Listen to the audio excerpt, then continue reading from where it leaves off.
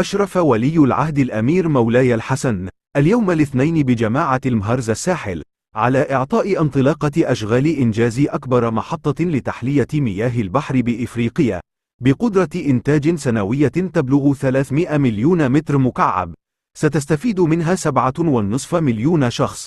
محطة تحلية مياه البحر الجديدة هي من الجيل الجديد، تضم قناتين لجلب مياه البحر على طول 1850 مترا، وقناة لتصريف المياه على طول 2500 متر. هذا وجارتنا تعرف أزمة انقطاع مياه الشرب في ولاية تيارت بالشمال الغربي للجزائر، اندلعت على إثرها احتجاجات كبيرة لمواطنين، وتم غلق الطرقات بالمتاريس وحرق العجلات على مدار الأسبوع الماضي. وأعرب المحتجون عن تذمرهم من استمرار انقطاع التموين بالمياه عنهم، وهو ما حول يومياتهم إلى جحيم.